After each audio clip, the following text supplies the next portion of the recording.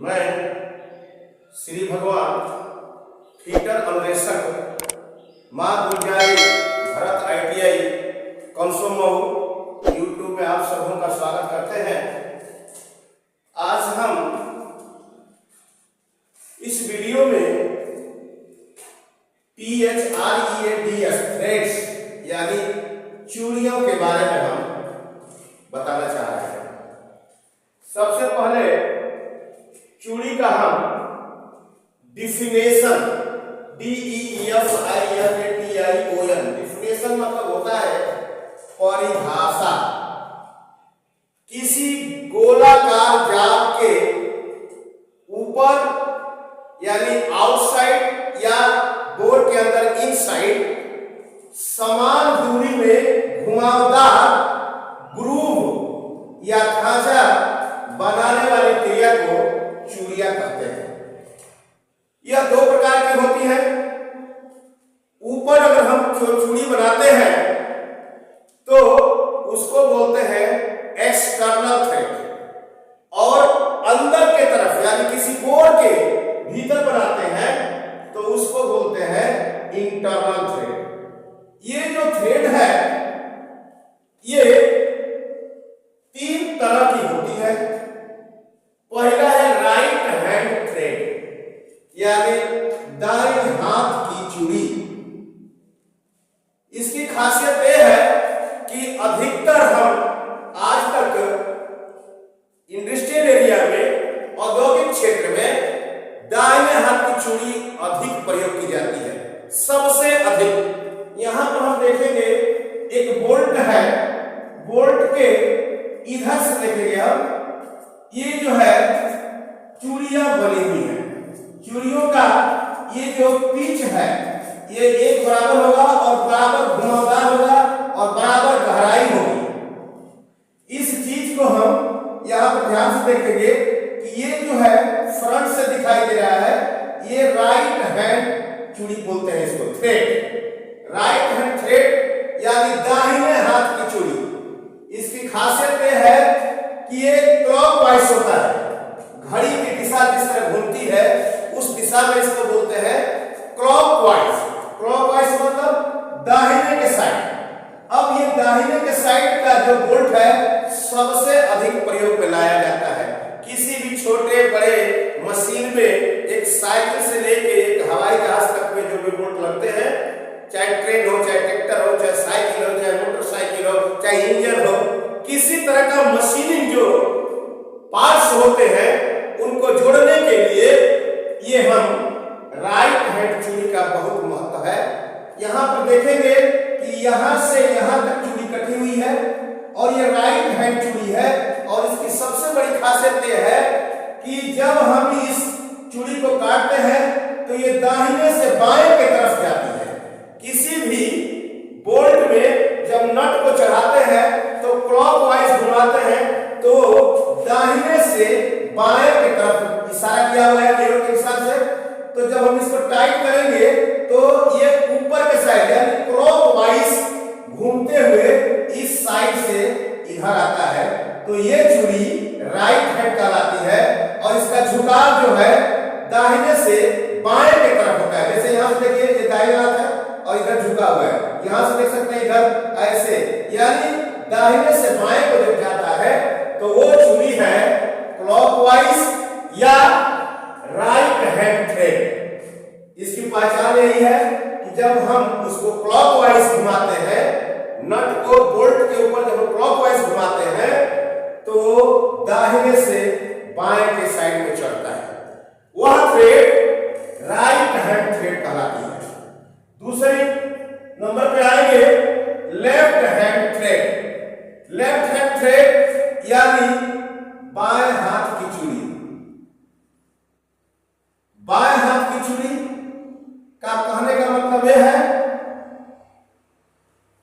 कि यहां पर सेम वही बोल्ट है, उसी साइज का है, लेकिन इसमें जो चूड़ी बनी हुई है वो बाएं हाथ की है। कहने का मतलब यह है कि ये एंटी क्लॉकवाइज, ये घड़ी के विपरीत दिशा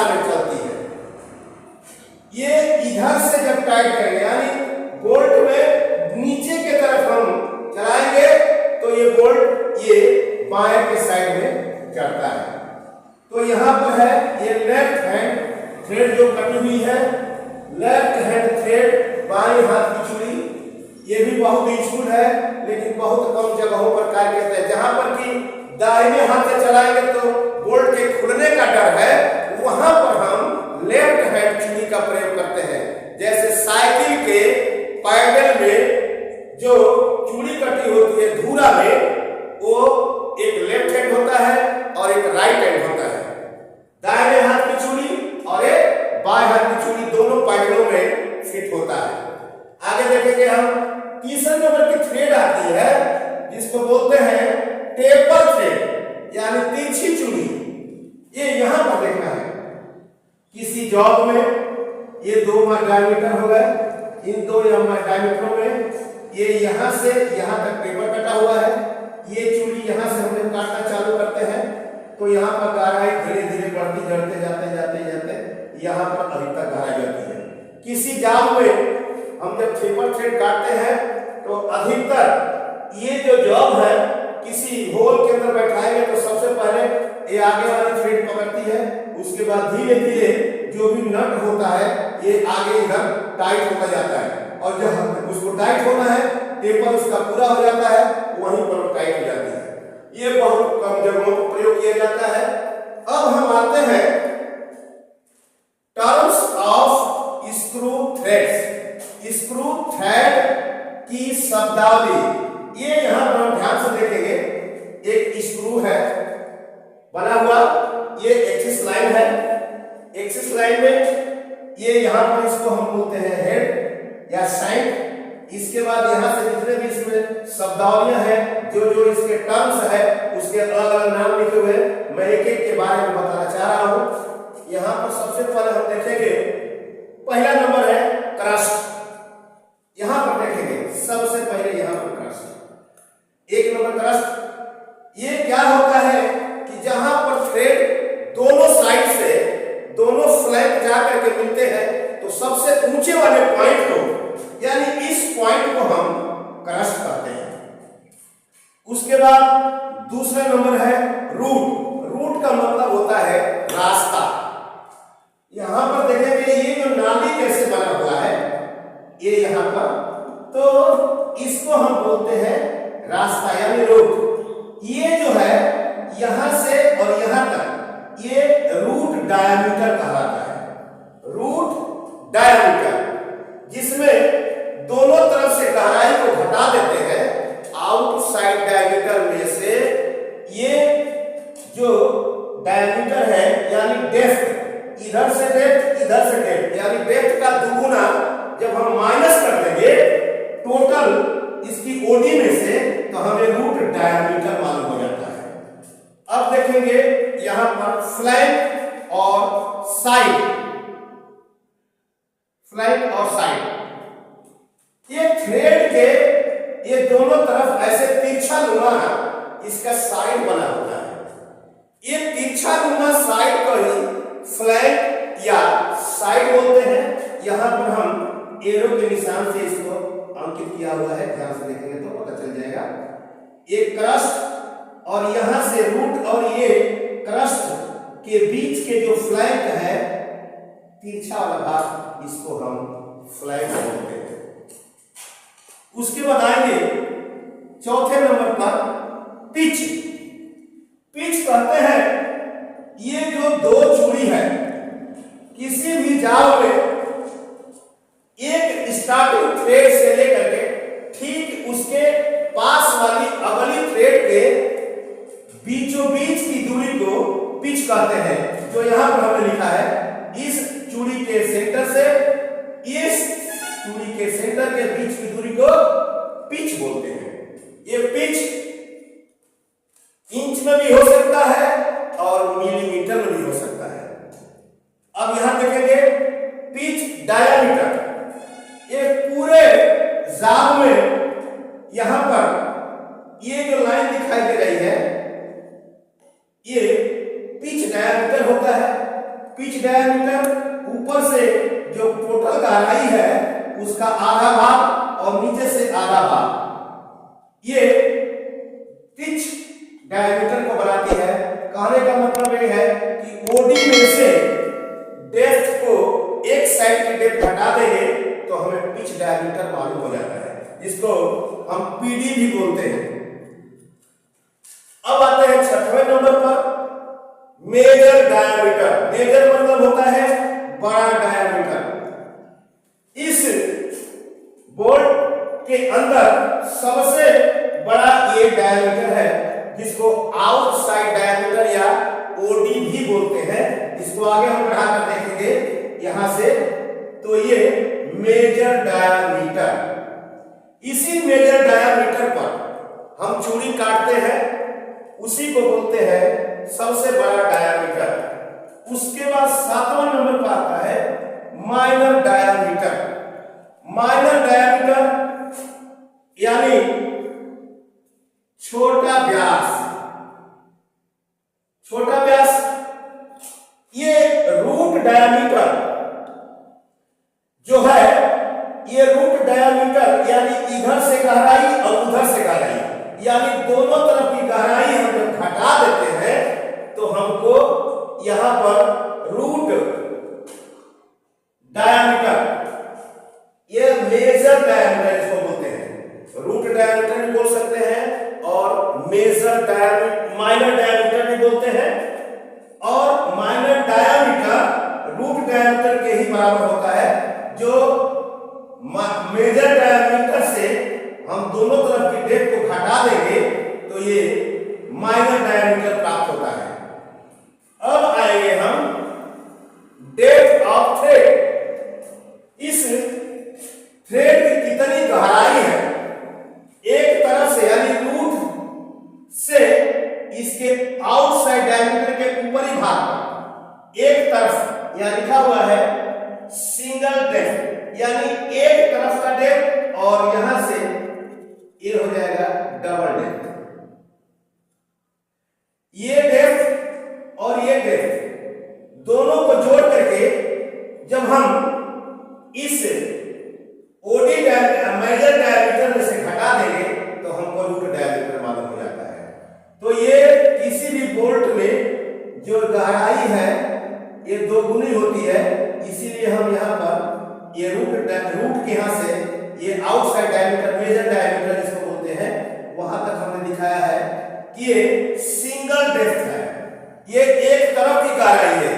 किसी भी बोल्ट में गहराई जब चेक करते हैं तो आउटसाइड डायमीटर यानी मेजर डायमीटर में से ये रूट डायमीटर को हम घटा देंगे तो उसकी गहराई टोटल मालूम हो जाती है। अगर एक तरफ की मालूम होगा तो उसका हम 2 से भाग दे देंगे तो ये सिंगल डेप्थ हमको मालूम हो जाता है। अब आएंगे 9वें नंबर पर एंगल ऑफ थ्रेड। जो भी हम चूड़ी काटते हैं, चाहे वो मिलीमीटर में हो या ब्रिटिश में हो, यानी इंग्लिश में यानी इंच सिस्टम में हो या मैट्रिक सिस्टम में हो, तो उनका एक निश्चित कोण होता है जिसको बोलते हैं हम एंगल ऑफ थ्रेड, चूड़ी का एंगल। यहां पर हम देखेंगे ध्यान से, ये जो चूड़ी काटे हैं हम, ये 55 डिग्री का है। यहां पर लिखा है एंगल ऑफ थ्रेड, यानी इस चूड़ी का एंगल 55 डिग्री होता है, यहां पर 60 डिग्री होता है। बहुत सी चूड़ियां हैं जिनका डिफरेंट होता है। एक में चूड़ी होती है उसका 29 डिग्री होता है, ऐसे स्क्वायर थ्रेड है 90 डिग्री होता है, ऐसे 47.5 डिग्री होता है, 45 डिग्री एक तरफ से होता है। ऐसे बहुत सी चूड़ियां हैं जिनका एंगल अलग अलग होता है। तो हम इस चीज को पिछले वीडियो में आगे जो वीडियो हम बनाएंगे उसमें हम बताएंगे। आज तो हम इतना ही बताना बस चाह रहे हैं कि ये जो कोण है, कोण के अनुसार यानी ये एंगल ऑफ थ्रेड, ये थ्रेड का जो एंगल है वो हर एक चूड़ी में अलग अलग होता है। तो यहाँ पर ये जो हम बोल्ट का चित्र बनाए हैं, इसमें हमने ये लिखा है, ये जो कोण है ये 55 डिग्री का बना हुआ है। तो इस चूड़ी का कोण 55 डिग्री है, जो अधिकतर इंडस्ट्रियल एरिया में या औद्योगिक क्षेत्र में प्रयोग की जाती है। चाहे वो नल में बोल्ट लगाना हो, चाहे किसी इंजन में लगाना हो, किसी रेलगाड़ी में लगाना हो, चाहे किसी मोटरसाइकिल में लगाना हो, तो अगर ये जो थ्रेड चूड़ी कटी है इसका नाम है BSW, ब्रिटिश स्टैंडर्ड इथवर्क थ्रेड। ये सबसे अधिक यही चूड़ी का कोण मिलता है जो आम कामों के लिए प्रयोग किया जाता है। इसके बाद हम आखिरी आते हैं लीड। लीड का मतलब होता है कि जहां से चूड़ी स्टार्ट होती है और चूड़ी पूरा एक चक्कर लगा करके जितनी दूरी तय करती है तो उसको लीड बोलते हैं। नापी गई दूरी, जैसे यहां से हमने स्टार्ट करके पूरा एक चक्कर लगा दिया तो यहां तक पूरी होती है, तो यहां से यहां की दूरी को हम लीनियर चेक करेंगे तो उसको बोलते हैं लीड। ये लीड जो है बहुत इंपॉर्टेंट चीज होता है। जिस ये बोल्ट में अगर सिंगल स्टार्ट है यानी एक मुंह वाली चूड़ी है तो उसमें लीड और पिच दोनों बराबर होंगे, लेकिन जितना ही बोल्ट में उसका नंबर ऑफ स्टार्ट होगा उससे ही मल्टीपल स्टार्ट, यानी एक में लीड और पिच बराबर होगा, दो में पिच वही होगा, लीड पिच का दोगुना हो जाएगा, ट्रिपल में क्या होगा, पिच वही रहेगा लेकिन लीड उसका 3 गुना हो जाएगा, 4 में पिच सेम रहेगा लेकिन लीड उसका 4 गुना हो जाता है। क्योंकि अधिकतर हम देखते हैं कि बोतल के ढक्कन पर थ्रेड जो कती होती है उस पर थोड़ा सा टाइट करने के बाद पूरा बोतल में ढक्कन टाइट हो जाता है, तो कई स्टार्ट होते हैं थोड़ा सा घुमाने के बाद जल्दी टाइट हो जाते हैं। जहां पर लीड अधिक होगी तो वो बोल्ट या नट जल्दी टाइट होगा। आज हम इस वीडियो में इतना ही बताएंगे, इसके बाद हम अगले वीडियो में बताएंगे कि थ्रेड कितने प्रकार की होती है जो यहाँ पर इंडस्ट्रियल एरिया में यूज की जाती है। आज हम इस वीडियो में